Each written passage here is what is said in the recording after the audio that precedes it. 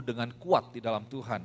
So, saudara yang kasih Tuhan, judul khotbah saya pada hari ini yaitu The Spirit We Believe In. Minggu lalu kita belajar The Jesus That We Believe In, That I Believe In.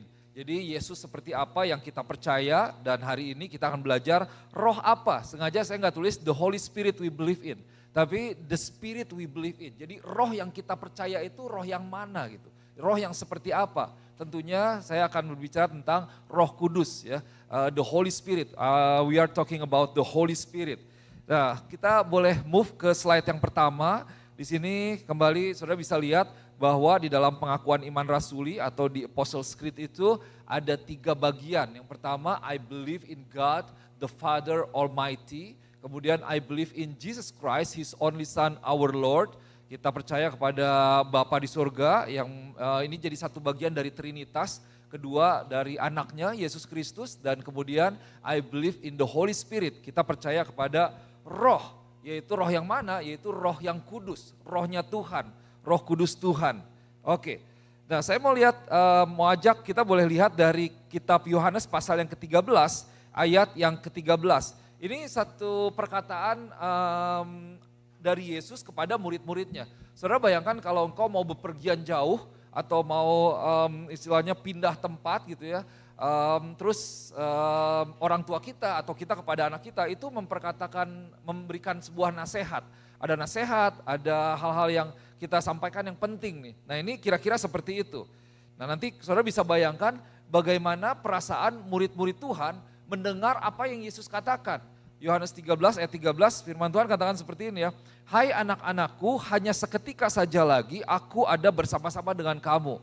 Wah ini nih, Daddy udah mau pergi nih, cuma sebentar lagi nih, udah mau pergi, seketika saja. Nah kamu akan mencari aku, dan seperti yang telah kukatakan kepada orang-orang Yahudi, ke tempat aku pergi tidak mungkin kamu datang. Demikian pula aku mengatakannya juga sekarang kepada kamu. Jadi Yesus bilang kepada murid-muridnya bahwa oke, kamu akan mencari aku nih, tapi I also say to you that where I am going, you cannot come. Kita tahu, kita belajar kemarin tentang Yesus yang naik ke surga ya, ada kuasa di dalam kebangkitan Tuhan. Kemudian Tuhan naik ke sorga. Nah, sebelum Tuhan naik ke sorga, dia bilang kepada murid-muridnya nih, aku akan pergi nih, tapi sayangnya kamu gak bisa ikut gitu. Wah, kalau ini si Jeff udah bilang, Pak kapan ke Indonesia lagi. Karena dia senang di Indonesia gitu, senang ke warteg ternyata. Senang beli susu Milo itu pakai es, katanya enak banget gitu ya. Kapan? Coba kalau saudara bayangkan, Jeff, Papa mau ke Indonesia misalnya, tapi kamu gak bisa ikut. Pasti kan protes gitu ya, kenapa gak bisa? Bisa kok gitu, udah mulai kerja lagi. Udah bisa nabung gitu, mau beli tiket pesawat dan lain sebagainya gitu. Tapi Yesus bilang gitu, saudara bayangkan bagaimana perasaan dari murid-murid Tuhan.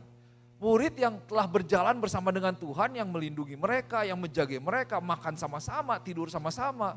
Nah itu sebenarnya pemuritan yang benar tuh seperti itu tuh. Jalan sama-sama, lihat mujizat yang luar biasa, Yesus melakukan banyak hal. Ini tiba-tiba harus berpisah, wah ikatannya itu luar biasa. Dan murid-murid Tuhan pasti sedih. Tapi kemudian Yesus tidak berhenti sampai di situ. Di Yohanes 16 ayat 4 sampai 6, Yesus bilang lagi, dikatakan seperti ini ya, next slide. Tetapi semua ini kukatakan kepadamu supaya apabila datang saatnya kamu ingat bahwa aku telah mengatakannya kepadamu. Hal ini tidak kukatakan kepadamu dari semula karena selama ini aku masih bersama-sama dengan kamu. Jadi selama ini nih masih ada kan, jadi nggak ngomong dulu nih, tapi karena udah mau pergi. Jadi Yesus kata di-spill nih, di-spill dikasih tahu. Kalau kata anak-anak sekarang bahasanya di-spill gitu, dibocorin dong, dikasih tahu. Nah Yesus kasih tahu. Ayat yang kelima, tetapi sekarang aku pergi kepada Dia yang mengutus aku. Dan tiada seorang pun di antara kamu yang bertanya kepadaku kemana engkau pergi. Tetapi karena aku mengatakan hal itu kepadamu, sebab itu hatimu berduka. So again, Tuhan bilang begini, kita lihat ya dalam The Passion Translation dikatakan begini. I'm telling you this now so that when their time comes, you will remember that I foretold it. And I didn't tell you this in the beginning because I was still with you. But now that I am about to leave you and go back to join the one who sent me, you need to be bold. Yet no one of you are asking me where I am going. Instead, your heart are filled with sadness because I've told you these things. Nah saudara, kita tahu bahwa seperti apa yang ditulis dalam pengakuan iman rasuli, kita percaya kepada Trinitas ya, Tritunggal Tuhan. Jadi ada Allah Bapa, Allah Putra, dan Allah Roh Kudus. Nah Yesus ketika dia mau pergi, dia katakan bahwa aku akan pergi, tapi nanti aku akan pergi dulu ke Bapa yang mengirim aku. Jadi Yesus dikirim ke dunia ini untuk mati, kemudian dia katakan aku akan kembali kepada Bapa, to the one that sent me. Nah karena hal ini aku tahu nih bahwa kamu nih sedih. Yesus bisa ngelihat, mungkin murid-muridnya udah mulai mukanya berbeda, raut mukanya berbeda gitu ya. Your hearts are filled with sadness because I have told you these things. Wah, ini satu momen yang saya pikir kalau kita ada di sana dan siapapun ya anggota keluarga yang terdekat ketika mau mengatakan sebuah perpisahan itu kan pasti bukan satu hal yang gampang gitu. Nah kemudian Yesus tapi nggak berhenti sampai di sini. Kalau sudah lanjut, ini kan sampai ayat ke-6, di ayat yang ke-7, Yesus ini menghibur murid-muridnya. Karena dia lihat murid-muridnya udah mulai sedih, murid-muridnya kayaknya nggak enak hati gitu, kesedih dalam hati ya. Kemudian Yesus bilang begini, ayat yang ke-7, namun benar yang kukatakan ini kepadamu adalah lebih berguna bagi kamu jika aku pergi. So, dibilang bahwa it is to your advantage that I go away. Oke. Sebab jikalau aku tidak pergi, penghibur itu tidak akan datang kepadamu, tetapi jikalau aku pergi, aku akan mengutus dia kepadamu. Kita boleh baca sama-sama ini ya, 1, 2, 3. Coba. Nevertheless, I tell you the truth. It is to your advantage that I go away. For if I do not go away, the helper will not come to you. But if I go, I will send him to you.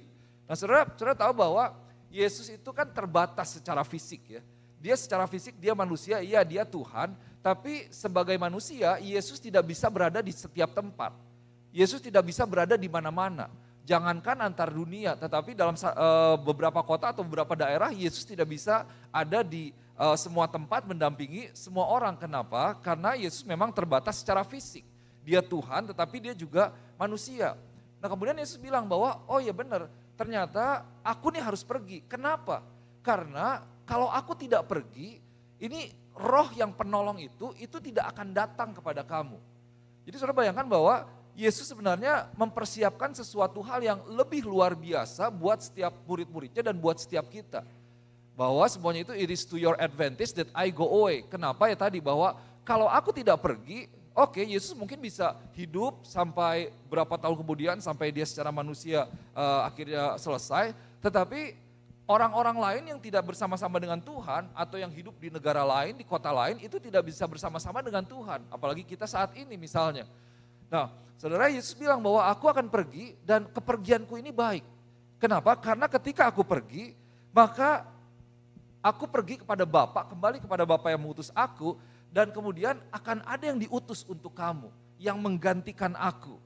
Nah Yesus menjanjikan Roh Kudusnya, penolong yang akan bersama-sama dengan kita. Nah saudara yang kasih Tuhan, jadi ternyata bahwa Yesus pergi itu mungkin sebagai murid-muridnya bisa gak berpikir bahwa oh Tuhan nih aduh kok jahat banget ya, atau bukan jahat, ini kok tega banget nih, sekarang kita kemana nih. Minggu lalu saya sampaikan bahwa ketika Yesus mati di kayu salib, kemudian dia ada waktu-waktu yang kosong tuh. Hari Jumat siang ke malam, kemudian hari Sabtu sampai Minggu dia bangkit, ini kan murid-murid bingung. Wah Yesusnya mati nih, guru kita mati. Yang bersama dengan kita, yang menolong kita, yang kita bergantung secara emosi itu enggak ada. Nah ini kemana? Nah secara manusia, murid-murid sendiri yang begitu dekat dengan Tuhan, mereka kehilangan gitu. Dan mereka agak goyang gitu. Mereka bahkan kumpul di menara atas di mana mereka ketakutan. Karena pada waktu itu saudara bayangkan bahwa ini kayak ada kekosongan tanda kutip kekosongan yang sebelumnya ada, tapi ini Yesusnya kemana? Sampai pada akhirnya Yesus bangkit, Yesus menyatakan diri kepada murid-muridnya, disitulah dibuktikan bahwa Yesus adalah Tuhan. Nah di sini kita lihat bahwa Yesus mengirimkan Roh Kudusnya ketika dia pergi dan ini yang akan terjadi. Nah ini adalah satu kebaikan buat setiap kita nih, di mana ketika kita berada bersama-sama dengan Tuhan saat ini, maka waktu kita bersama dengan Tuhan, kita menerima Yesus sebagai juru selamat, Tuhan mengirimkan Roh Kudusnya kepada kita yang menjadi sebagai penolong. Dikatakan the helper, I will send him to you. Sehingga saudara yang kasih Tuhan, kalau kita percaya kepada Tuhan, Tuhan akan memberikan Roh Kudusnya, inilah roh yang dimana kita mempercayakan kehidupan kita kepadanya. Roh yang menjaga kita, roh yang menolong kita.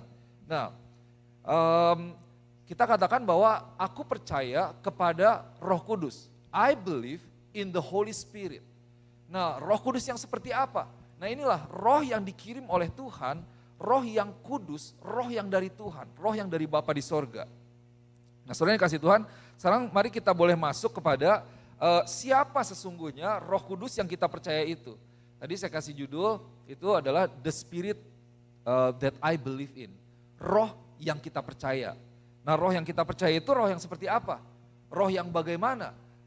Kepribadian yang seperti apa? Nah, kita lihat ya, ada beberapa hal yang saya mau share kepada Bapak Ibu Saudara yang dikasih Tuhan pada pagi hari ini. Yang pertama, firman Tuhan katakan bahwa He is the helper. Dia adalah penolong. Yohanes 14 ayat 16. Aku akan minta kepada Bapa dan Ia akan memberikan kepadamu seorang penolong yang lain. Supaya Ia menyertai kamu selama-lamanya. Nah, ini di dalam bahasa aslinya ini disebut sebagai, kalau tidak salah, parakletos sebenarnya. Parakletos itu artinya helper. Nah, nanti saudara lihat bahwa Yesus ini menyebut atau ada gelar dari Roh Kudus ini bukan hanya the helper, tapi ada satu nama yang lain yang diberikan yang menjadi identitas dari Roh Kudus. Tapi kita lihat yang pertama ya, Roh Kudus itu adalah the helper. Artinya apa? Dia adalah roh yang kita taunya sebagai penolong. Tapi dalam terjemahan lain itu memiliki arti yang lebih luas bahwa dia juga adalah yang memberikan sebuah kenyamanan. Atau memberikan sebuah pendampingan kepada kita, counselor. Kalau kita lagi membutuhkan nasihat kan kita datang ke counselor ya. Untuk high school kita punya namanya counselor, atau kalau di Indonesia apa, guru BP kali ya, bimbingan penyuluhan gitu. Jadi ada guru yang bisa membimbing kita. Nah, terus ada yang bisa mengarahkan kita, menasehati kita, atau ada yang menyemangati kita kalau kita lagi lemah, lagi kesel, lagi gundah gitu, ada encourager. Dan bahkan di sini saya tulis savior, maksudnya bukan juru selamat yang mati di kayu salib, tetapi sebagai penolong, Roh Kudus itu menolong kita untuk kita boleh masuk dalam setiap langkah-langkah kita sehingga kita nggak celaka. Jadi kita boleh selamat di dalam perjalanan kehidupan kita. Nah, itulah roh yang dikirim oleh Tuhan. Saudara yang kasih Tuhan, Roh Kudus ini adalah roh yang berkuasa yang ada untuk kebaikan kita. Ada amin. Dia adalah roh yang kita percaya. So the Holy Spirit is a powerful person that exists for our own goodness, for our advantage, untuk kebaikan kita. Jadi bahkan dikatakan bahwa Roh Kudus ini diberikan untuk kita selama-lamanya. Dalam artinya apa? Kita ini gak akan pernah sendiri. Kita gak akan pernah sendiri karena Holy Spirit itu ada bersama dengan kita 24 jam dalam satu hari, 7 hari dalam seminggu, 52 minggu dalam satu tahun. Jadi saudara pernah gak, saudara merasa kayaknya sendirian gitu ya. Aduh kayaknya gak ada yang bisa mengerti. Gak ada yang bisa memahami gitu. Aduh kadang-kadang takut. Nah dengan kita boleh mengerti firman Tuhan ini, kita boleh punya sebuah kekuatan ilahi bahwa dimanapun kita berada, kapanpun kita berada, dalam situasi apapun kita tahu bahwa ada Roh Kudus yang bersama-sama dengan kita. Jadi pagi ini ada Roh Kudus yang bersama dengan saudara, ada amin. Nanti malam ada Roh Kudus, besok pagi ada Roh Tuhan juga yang terus bersama dengan kita. Dan dia menolong kita. Jadi saudara kalau dikatakan penolong, ini penolong itu berarti dia punya tugas. Tugasnya itu dikirim oleh Tuhan buat apa? Untuk menolong kita. Karena Tuhan tahu bahwa perjalanan umat manusia di dalam menjalankan visi Tuhan itu bukan satu hal yang gampang. Saudara bisa lihat banyak nabi Tuhan, ada Paulus lah yang paling ekstrim misalnya. Tetapi bersama dengan roh Tuhan, Paulus yang mengalami banyak sekali tantangan, dia udah mau dibunuh, udah mau mati, kapal karam, digigit ular dan lain sebagainya. Tapi dia bisa tetap bertahan, kenapa? Karena ada satu pribadi yang tidak pernah meninggalkan Paulus. Dan pribadi itulah juga yang tidak meninggalkan kita. Dia ada bersama dengan kita selama-lamanya. The everlasting spirit. Baik saat ini waktu kita di dunia dan nanti setelah kita selesai nanti bersama-sama dengan Bapa di sorga. Oke, berikutnya kita lihat. Ini roh yang luar biasa. Nah Roh Kudus ini dia juga diam bersama dengan kita dan di dalam kita. The Holy Spirit dwells with us and in us. Ayat yang ke-17, ayat berikutnya dari Yohanes pasal yang ke-14 ya. Firman Tuhan katakan begini, yaitu roh kebenaran, Dunia tidak dapat menerima dia sebab dunia tidak melihat dia dan tidak mengenal dia. Tetapi kamu mengenal dia sebab ia menyertai kamu dan akan diam di dalam kamu. So even the spirit of truth whom the world cannot receive because it is neither sees him nor knows him. You know him for he dwells with you and will be in you. Wah, saudara kasih Tuhan, ini luar biasa. Saya ketika merenungkan sendiri, sebagai secara pribadi saya bilang, aduh Tuhan, tadi malam saya sambil persiapan, aduh puji Tuhan ya, ada Roh Kudus yang ternyata Roh itu bukan melihat dari atas aja gitu. Bukan hanya Tuhan yang sekedar memperhatikan anak-anaknya, tapi dia tinggal di dalam kita. Dia menyertai kita, dia berjalan bersama-sama dengan kita. So, kapanpun kita tidak pernah sendirian, ada amin? Ada Roh Tuhan yang bersama-sama dengan kita. Nah dari sini saudara kasih Tuhan, kalau kita benar-benar percaya kepada Roh Kudus yang dikirimkan oleh Tuhan, maka itu akan membawakan sebuah output atau dampak yang berbeda dari hidup kita. Karena kita tahu bahwa ada Roh Tuhan. Seringkali, atau saya kasih contoh gini, misalnya saudara, kan saya nggak tahu ya, saya pernah nyuri gitu, di toko, ketahuan sama satpam, waktu kecil tuh SMP, wah dimarahin sama satpam, syukur gak diapa-apain. Orang bisa nyuri, orang bisa berbuat kejahatan. Tapi kalau ada polisi, orang berbuat kejahatan gak? Cenderung enggak ya. Ya memang sekarang banyak sih, orang peduli amat dengan di LA yang masuk ke toko main menjarah aja gitu. Tapi contohnya kalau saudara lagi di highway, lagi di kiri gitu ya, tiba-tiba ada lampu biru, pelan gak? Langsung pelan kan, langsung. Ya iyalah, karena ada yang namanya polisi. Kalau nggak ada, ngebut lagi gitu. Orang nggak akan melakukan kejahatan. Kalau ada satpamnya, ada yang jaga tokonya atau ada siapa gitu, kita tahu bahwa ini ada yang ngelihat saya nih, ada yang merhatiin saya. Maka kita tidak akan berbuat jahat. Nah sebenarnya kalau kita tahu bahwa ada Tuhan yang memperhatikan kita, yang berjalan bersama dengan kita nggak akan berani tuh berbuat dosa. Benar ya? Coba orang tuh kan bisa macam-macam, misalnya orang selingkuh gitu, karena istri di rumah nggak tahu misalnya, suami di rumah nggak tahu, dipikir nggak ada orang lain. Nah tapi kalau kita tahu bahwa ternyata ada Roh Tuhan loh yang berada bersama dengan kita, maka kita tahu bahwa oh iya, apa kabar Tuhan, maaf gitu.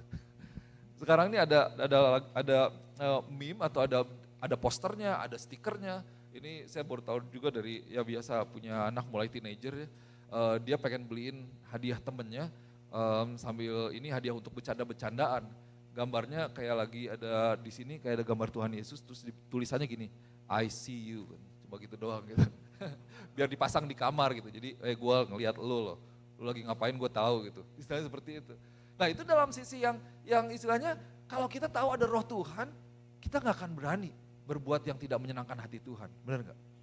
Tapi kita kan seringkali pikir, oh gak ada siapa-siapa kok, gak ada yang lihat. Gak ada istri, gak ada anak. Nah itulah yang namanya integrity. Integrity itu tidak ada yang lihat, tapi kita tetap hidup benar sesuai dengan firman Tuhan. Itulah yang namanya integritas. Dari sisi dosa misalnya. Tapi juga dari sisi bahwa ketika kita mengalami tantangan, pergumulan dan lain sebagainya, kita tahu bahwa oh iya saya gak sendiri, Tuhan kita komunikasi. Dalam setiap hal-hal yang berat kita minta, tinggal ke counselor kita, advocate kita. Kita ngobrol sama Tuhan, Tuhan ini gimana ya? Aduh Tuhan tolong aku nih, aduh apa yang harus aku ambil keputusan, harus kemana nih. Kenapa? Karena kita tahu bahwa ada satu pribadi yang hidup, Allah yang luar biasa, Rohnya yang dikirim buat setiap kita. Jadi saudara, engkau tidak sendirian. Tuhan mengirimkan Roh Kudusnya, ia tinggal di dalam engkau. Bersama-sama dengan engkau, menyertai engkau. Selama-lamanya. Puji Tuhan luar biasa. Yang berikutnya, siapa Roh Kudus? Nah Roh Kudus ini dia adalah Roh kebenaran. Coba katakan roh kebenaran. So, the Holy Spirit is the spirit of truth. Yohanes 15 ayat 26, jikalau penghibur yang akan kuutus dari Bapa datang, yaitu roh kebenaran. Kemudian yang keluar dari Bapa, ia akan bersaksi tentang aku. So, but when the helper comes, nah di sini tadi saya bilang ada dua nama yang diberikan kepada Roh Kudus. Nah ini yang pertama, but when the helper comes, so the first one is helper whom I will send you to you from the Father, which is the Spirit of truth, who proceeds from the Father, he will bear witness about me. Now the second name for the Holy Spirit is the Spirit of Truth. Jadi dia adalah roh penolong, tapi dia juga adalah roh kebenaran. Nah roh kebenaran ini maksudnya apa? Ini firman Tuhan jelas katakan bahwa roh yang akan datang kepada kita itu adalah the Spirit of Truth. Roh kebenaran yang datang, yang dikirim dari Bapa di sorga. Nah Yesus pakai dua nama ini, helper, penolong, penghibur, penasehat, dan roh kebenaran, the Spirit of Truth. Nah saudara, sebagai penolong, Roh Kudus kan punya peran, bertugas gitu ya, untuk menyemangati kita, memberikan kita arahan, untuk mengangkat kita, memberikan kita saran, to advocate, to counsel, menguatkan kita, menghibur kita. Tetapi sebagai roh kebenaran, Roh Kudus ini yang mengajarkan kita. Gitu. Dia adalah roh yang memberikan pencerahan, yang membukakan firman Tuhan. Dan berikutnya yang mengingatkan kita akan kebenaran firman Tuhan. Nah saudara, ini ada tiga hal nih sebenarnya. Jadi Roh Kudus adalah roh kebenaran. Dia yang membawa kita untuk masuk ke dalam kebenaran firman Tuhan. Dan dia adalah roh yang membawa kita untuk mengalami kebenaran firman Tuhan. Saudara, ketika kita membaca firman Tuhan, semua orang bisa baca firman Tuhan. Semua orang bisa punya sebuah persepsi, mengartikan firman Tuhan. Tetapi Roh Kuduslah yang menerangkan firman Tuhan, yang membukakan firman Tuhan. Sehingga firman itu menjadi hidup dalam diri kita. Yang kita percaya itu firman itu yang sacred itu adalah firmannya ya. Yang saudara, orang suka bilang tiap agama itu kan punya yang namanya kitab suci, betul? Di sini ada yang pakai Alkitab buku nggak? Masih ada nggak? Saya masih pakai di rumah. Soalnya baca Alkitab buku tuh beda gitu, kayak dipegangnya beda gitu. Apalagi udah ada coretan-coretan dari zaman dulu. Gitu. Nah itu ya enak aja gitu. Nah orang bilang itu adalah kitab suci orang Kristen, Alkitab. Tapi sebenarnya yang suci itu bukan bukunya, betul? Bukunya mau dibakar, mau dibuang, mau dijadiin ganjel pintu, berdebu gak pernah disentuh gitu. Itu adalah buku. Tapi yang suci itu adalah firmannya, yang berkuasa firmannya. Perkataan yang ada di dalamnya. Nah itu bisa terjadi, kuasanya bisa terjadi ketika Roh Kudus itu boleh memberikan sebuah pewahyuan dalam diri kita sehingga kita bisa mengerti. Waktu kita baca firman Tuhan, kita mendapatkan satu kekuatan dari Tuhan, kekuatan ilahi dari Tuhan. Ada satu firman yang dibukakan sehingga benar-benar firman itu masuk dan membawa satu perubahan. Dalam arti memberikan kekuatan, memberikan penghiburan, memberikan kesegaran waktu kita lagi sedih dan lain sebagainya. Nah itulah pekerjaan dari Roh Kudus Tuhan. Jadi saudara, wah luar biasa. Dengan kita baca Alkitab kan, saudara pernah gak benar-benar ada satu momen yang istilahnya, oke saudara banyak mendengar firman Tuhan. Tapi ada satu firman yang engkau dapetin sendiri gitu. Jadi bukan disampaikan oleh pendeta misalnya. Atau emang udah pernah dengar, tapi begitu baca firman Tuhan, maksudnya begini ya. Wah ini, begini ya, jadi tiba-tiba tering gitu ada lampu, mungkin ayatnya sederhana. Tapi secara pribadi itu memberikan kekuatan di dalam dirimu, membangkitkan imanmu untuk engkau boleh berjalan lagi, bangkit lagi. Nah itulah pekerjaan dari Roh Kudus Tuhan. Tanpa Roh Tuhan, kita tidak akan bisa masuk ke dalam kebenaran firman Tuhan. Jadi saudara, ketika kita katakan aku percaya kepada Roh Kudus, kita percaya kepada Roh yang menyatakan, menyingkapkan, membawa kita untuk masuk di dalam kebenaran firman Tuhan. Dan bahkan bukan hanya itu, roh kebenaran itu juga membawa kita untuk mengalami firman. Kalau dikatakan roh kebenaran itu sebenarnya siapa? Kebenaran itu kan adalah Yesus Kristus ya. Yesus bilang aku adalah jalan, kebenaran dan hidup. Seperti itu. Nah roh Tuhan ini yang memang sebagai Trinitas, dia yang membawa kita untuk bisa lebih mengerti lagi siapa pribadi Yesus sebenarnya. Siapa Tuhan yang kita percaya. Siapa Tuhan yang kita sembah gitu. Kemarin kita di Kersel dan juga di hari minggu lalu kita belajar tentang kuasa kebangkitan dari Tuhan. Paulus katakan luar biasa, yang ku kehendaki ialah mengenal kuasa kebangkitannya. Wah itu saya jadi perenungan pribadi juga tuh. Well ternyata dalam kehidupan Paulus yang dia kejar dalam hidup dia, tujuan dia di dalam mengikut Tuhan, itu adalah mengenal kuasa kebangkitan Tuhan. Jadi ada kebenaran yang sebenarnya masih begitu dalam yang belum tersingkapkan, di mana Paulus mau mengenal lebih lagi. Saudara yang kasih Tuhan, kemarin saya encourage, di dalam kekristenanmu engkau datang beribadah setiap hari Minggu, tapi apa yang menjadi goal kita sebagai orang Kristen? Apakah ya udah yang penting absen full gitu ya, nggak ada tardiness gitu, 52 minggu misalnya oke, full. Tapi sebagai orang percaya kita mau apa nih? Kita mau sejauh mana? Kita mau mengenal Tuhan sampai mana? Nah Paulus dia punya goal tertentu, dia spesifik bahkan, yang ku kehendaki, yang ku ingini. What am I desire in my life, dia bilang, is to know the power of his resurrection. Mengenal kuasa kebangkitan Tuhan. Nah dari situ apa? Bahwa ada Roh Kudus Tuhan yang membawa kita untuk kita bisa masuk dalam kebenaran demi kebenaran firman Tuhan.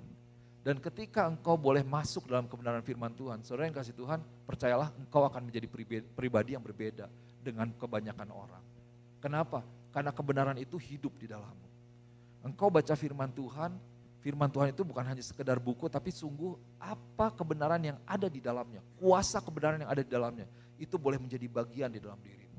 Membangkitkan iman, memberikan kesegaran yang baru, meskipun di luar sana mungkin ada inflasi, ada resesi, ada layoff dan lain sebagainya, kita boleh tetap percaya kepada firman Tuhan, karena saya tahu bahwa Tuhan saya menjamin saya. Nah, kebenaran firman itu begitu terbuka, dan menjadi satu akar yang kuat dalam hidup kita sehingga membawa kita untuk bisa tetap menatap masa depan dengan baik, berjalan dengan baik, tidak dikalahkan oleh pekerjaan iblis dalam hidup kita. Ada amin. Nah itulah roh yang luar biasa. Dan kita boleh mengalami kebenaran demi kebenaran yang Tuhan berikan dalam hidup kita. Nah berikutnya, siapa Roh Kudus Tuhan? Apa yang menjadi peran dia? So the Holy Spirit will guide us into all truth and glorify the Son. Ya. Next slide, Yohanes 16 ayat 13 sampai 14. Tetapi apabila ia datang, yaitu roh kebenaran, sekali lagi, ia akan memimpin kamu ke dalam seluruh kebenaran.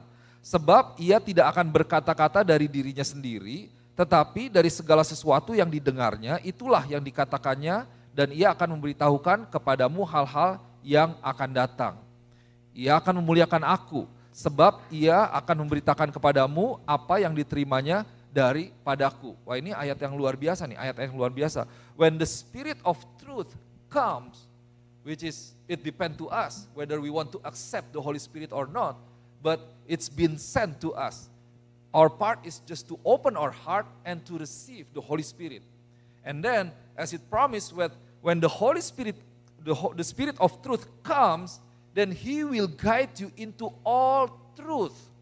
Okay? For he will not speak on his own authority, but whatever he hears he will speak, and he will declare to you the things that are to come. He will glorify me, for he will take what is mine and declare it to you. Wah saudara yang kasih Tuhan, ternyata ini ada satu firman yang luar biasa nih. Bahwa ini yang pertama bahwa he will guide you into all truth. Dia akan menuntun kita untuk masuk dalam kebenaran demi kebenaran firman Tuhan. Dan kemudian dikatakan bahwa ini he will also declare to you the things that are to come. Wah ini bicara tentang nubuatan nih. Firman yang seringkali bisa menuntun perjalanan kita. Mungkin saudara tidak secara spesifik bahwa Tuhan katakan bahwa besok tentu kamu akan mengalami ini misalnya. Tidak spesifik seperti itu. Tapi ada arahan roh Tuhan untuk kamu bisa masuk ke dalam sebuah pintu atau sebuah jalan, atau kebalikannya untuk engkau tidak masuk, tidak mengambil keputusan, tidak masuk ke dalam sebuah pintu yang sebenarnya bukan dari Tuhan. Nah itulah pekerjaan dari Roh Kudus Tuhan, bekerja di dalam kita. Makanya tadi dikatakan the helper, yang the savior, yang menjagai, menolong setiap kita. Dan kemudian ayat 14 dikatakan he will glorify me. Nah saudara yang kasih Tuhan, saya lagi, Roh Kudus itu adalah penolong dan dia adalah the Spirit of truth. Tadi saya sampaikan bahwa the Spirit of truth, siapa itu truth? Itu adalah Yesus Kristus ya. Dia adalah kebenaran. Siapa kebenaran itu? Atau apa kebenaran itu? Yesus yang adalah kebenaran, di mana Roh Kudus yang akan memimpin kita untuk bisa mengenal Yesus secara utuh. Secara utuh dalam arti kita bisa mengenal identitas Tuhan, kita bisa mengenal karakter Tuhan, kita bisa mengenal isi hati Tuhan. Maka dari itu Bapak Ibu Saudara yang kasih Tuhan, dalam kehidupan kita nih yang harus sering kita libatkan yaitu Roh Kudus yang ada bersama dengan kita.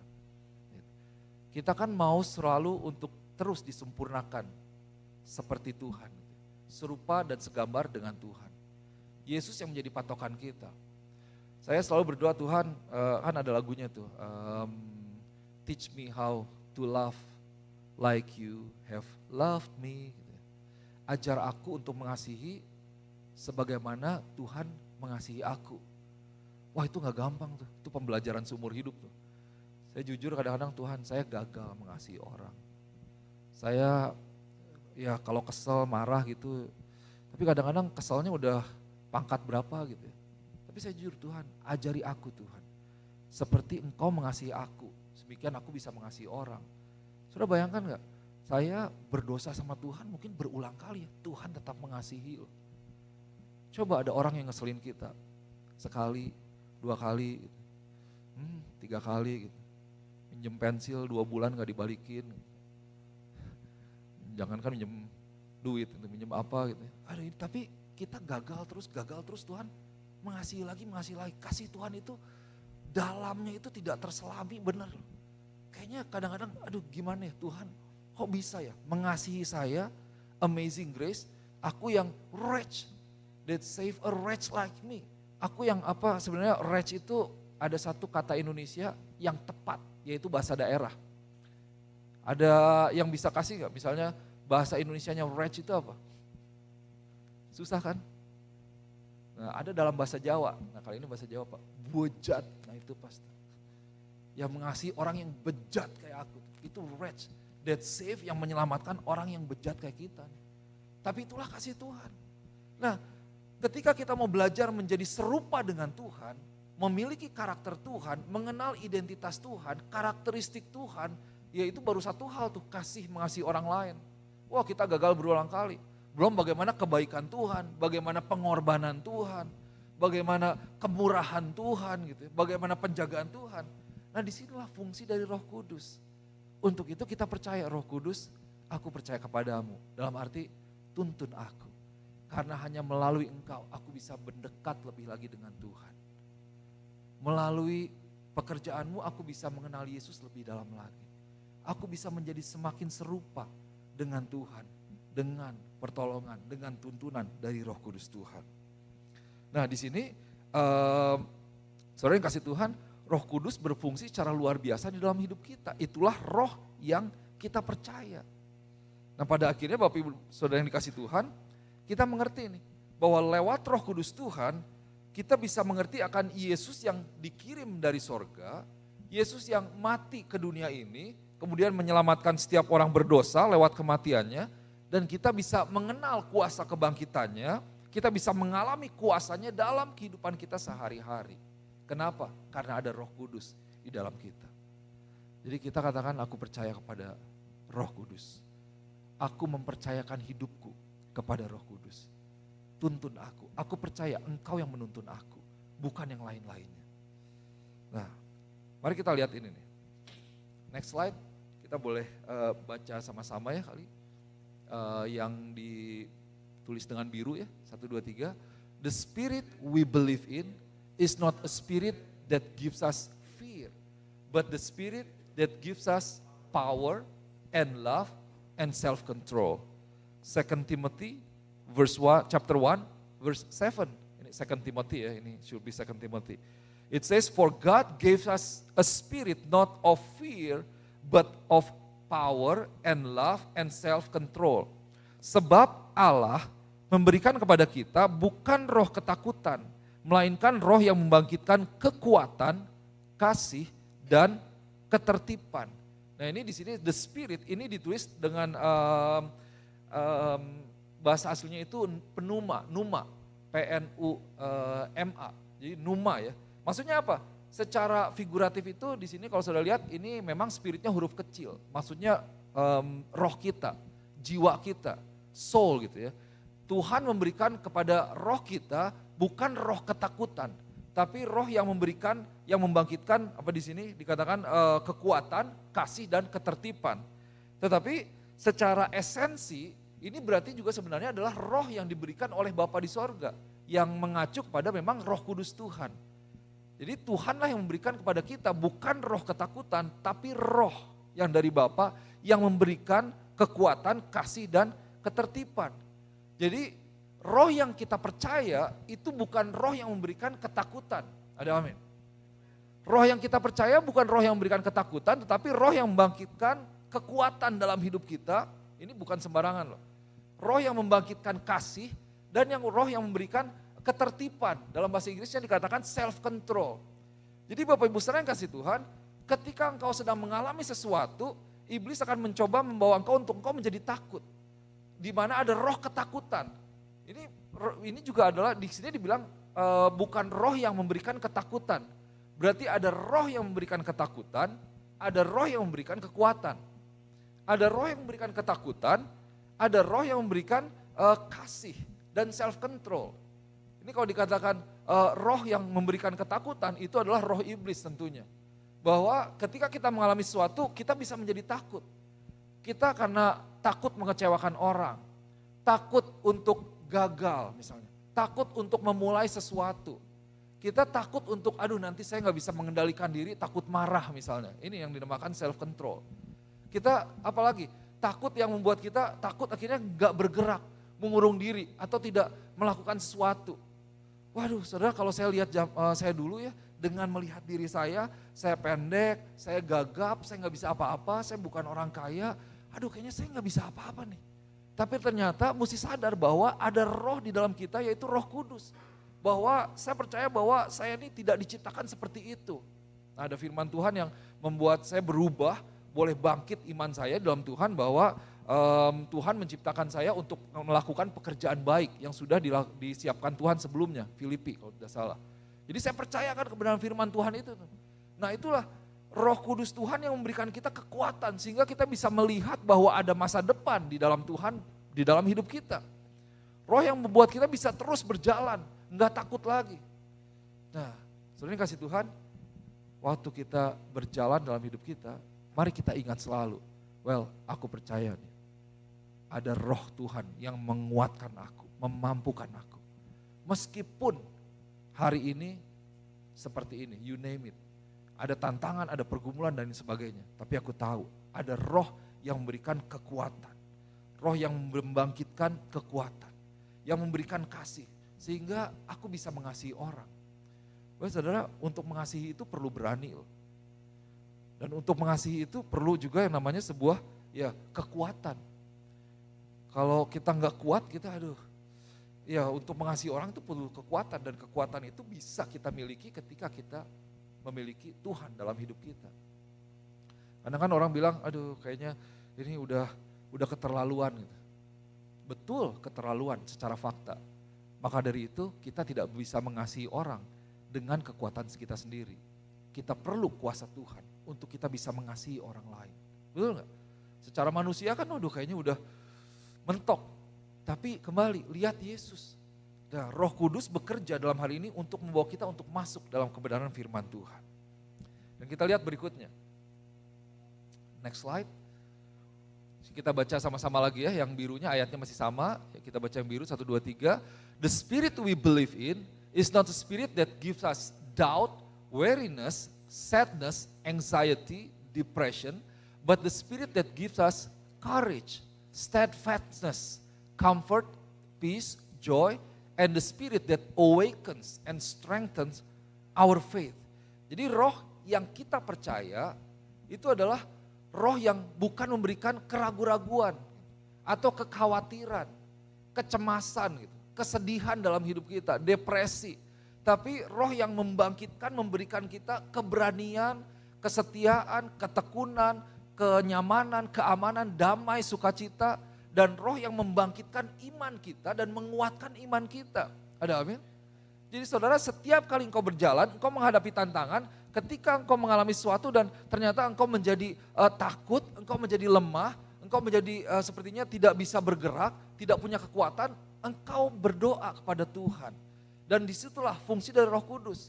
Yang pertama, bahwa semua roh yang memberikan ketakutan dan lain sebagainya ini, itu bukan dari Tuhan. Itu adalah pekerjaan iblis dalam hidup kita. Tapi kembali, roh yang dikirim oleh Tuhan, it is for your advantage. Roh yang diberikan untuk kebaikan kita, betul ya? Karena Tuhan itu baik. Dan roh Tuhan itulah yang memberikan semuanya ini. Ketika engkau sedih, ada penghiburan dari Tuhan.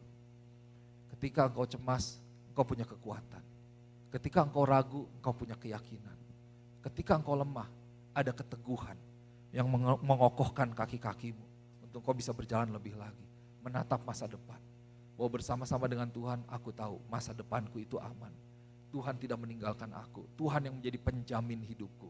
Bukan bosku, bukan perusahaanku, bukan pemerintah, bukan saudara-saudaraku, bukan siapa yang aku punya yang di dalam dunia ini, tapi Tuhan yang menjadi sumber dari kehidupanku. Wah, itulah pekerjaan Roh Kudus di dalam kehidupan kita. Nah, yang terakhir, Bapak Ibu Saudara yang kasih Tuhan, untuk itu waktu kita katakan I believe in the Holy Spirit. Saya mau encourage, ini berarti kita hidup di dalam Roh Tuhan. Kita ikut dalam tuntunan dari Roh Tuhan. Karena Roh Kudus itu yang menuntun kita, dia berbicara loh sama kita.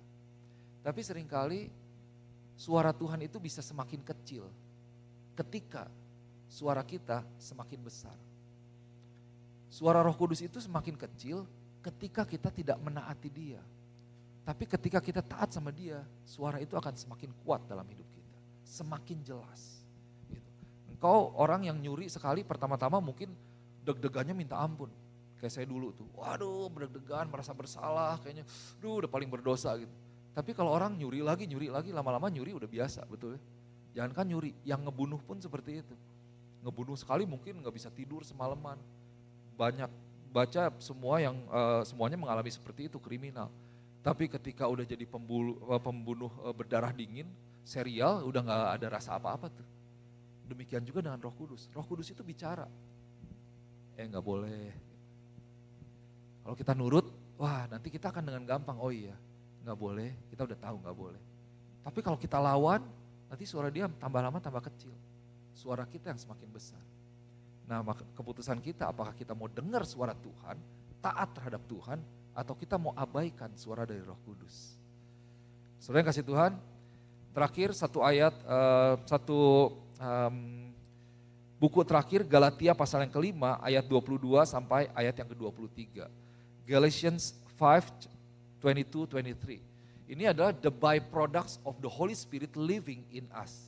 Ini adalah produk atau output yang keluar dari hidup kita, ya Roh Kudus yang hidup atau tinggal di dalam hidup kita. Ini yang harusnya menjadi buah-buah roh yang kita keluarkan.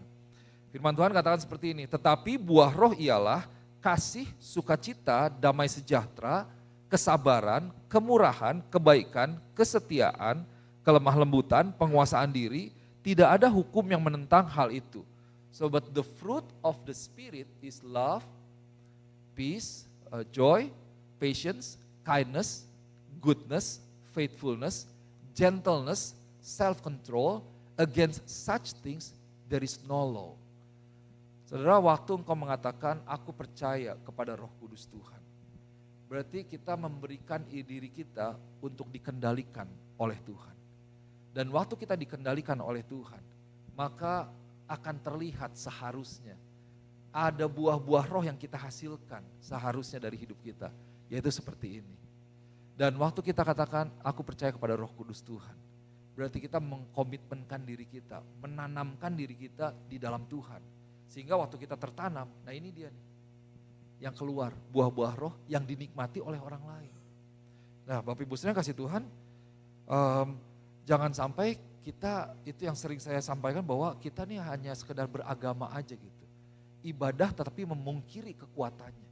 Kita tidak mencerminkan Yesus yang ada dalam diri kita. Wah kita seolah Kristen tapi di luar kita tidak bersikap seperti Kristen. Rootnya apa?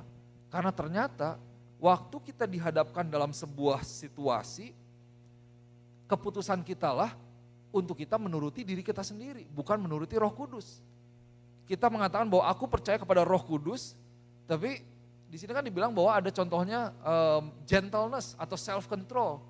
Nah, bagaimana ketika engkau dihadapkan kepada situasi di mana engkau ditantang sehingga menyinggung perasaanmu misalnya. Wah digosipin orang gitu, wah diomongin orang gitu ya. Nah mana yang mau kita ikuti? Apakah Roh Kudus yang kita percaya atau diri kita sendiri sesuai dengan emosi kita? Waktu kita katakan aku percaya kepada Roh Kudus, berarti kita mengizinkan Roh Kudus mengambil alih dan kita bertindak sesuai dengan kebenaran firman Tuhan. Kita punya yang namanya self-control, gentleness, peace, patience, joy, dan lain sebagainya. So Bapak Ibu Saudara yang kasih Tuhan, kembali kita sudah belajar aku percaya kepada Allah Bapa yang Maha Kuasa, Bapa yang luar biasa. Aku percaya kepada Yesus Kristus, Yesus yang datang, yang lahir, mati, bangkit, naik surga dan akan datang untuk kedua kalinya. Tapi kita percaya juga kepada satu pribadi yang luar biasa, pribadi Roh Kudus yang diberikan untuk kita, penolong kita. Orang lain mungkin gak bisa menolong kita 24 jam. Suami, istri mengecewakan kita. Gak bisa available untuk kita 24 jam. Gak bisa available setiap waktu. Tapi ada satu pribadi yang tidak pernah meninggalkan kita, yang menolong kita. Dan siapapun dirimu di tempat ini, hubunganmu apakah baik dengan Tuhan atau tidak dengan Tuhan, Tuhan menantikan untuk engkau berbicara dengannya. Panggil namanya. Mungkin orang gak tahu, biarin suami istri gak tahu, saya mau komunikasi dengan Tuhan. Gak perlu kasih tahu juga gak apa-apa. Saya percaya Tuhan membuka telinganya, Tuhan memperhatikan engkau, dan Tuhan memperhatikan apa yang menjadi isi hatimu. Dan Dia yang akan menuntun engkau dalam setiap langkah kakimu. Pada akhirnya engkau bukan hanya menjadi orang baik, tapi orang yang boleh menjadi berkat, yang menyaksikan Yesus dalam kehidupanmu. Amin. Mari kita berdoa. Yes, Bapa, kami mengucap syukur pada pagi hari ini, kami boleh dibukakan, kami boleh tahu bahwa ada Roh Kudus yang luar biasa, yang diberikan untuk setiap kami. Kami mengucap syukur Tuhan buat kehadiran Tuhan, keberadaan Tuhan, lewat Roh Kudus-Mu di dalam kehidupan kami sehari-hari. Bapa, hamba-Mu berdoa, dengan kami boleh mengetahui, menyadari, mengerti, memahami akan kebenaran firman Tuhan ini. Kami sebagai gereja Tuhan, kami bukan menjadi umat Tuhan yang takut, yang gampang jatuh di dalam setiap jebakan iblis. Kami bukan menjadi orang-orang yang gampang jatuh dalam kekhawatiran yang berlebihan, depresi, stres dan lain sebagainya. Karena kami tahu bahwa kami punya Tuhan yang membela kami, Tuhan yang memperhatikan kami, Tuhan yang menuntun kami, Tuhan yang available 24/7, yang selalu ada buat setiap kami Bapa. Berdoa Tuhan biar setiap gereja Tuhan boleh semakin dekat dengan Tuhan, memiliki hubungan yang dekat dengan Engkau Tuhan. Dan ini menjadi sebuah kehidupan yang menjadi bagian dalam kehidupan kami sehari-hari. Berkomunikasi dengan Tuhan, berjalan bersama-sama dengan Tuhan, dan pada akhirnya sebagai gereja Tuhan kami boleh mengeluarkan, menghasilkan buah-buah roh yang boleh dinikmati oleh banyak orang, dan pada akhirnya membawa kemuliaan bagi nama Tuhan, memperluas kerajaan Allah. Terima kasih Bapa, dimeteraikan firman Tuhan, di dalam nama Yesus hamba berdoa, haleluya, amin.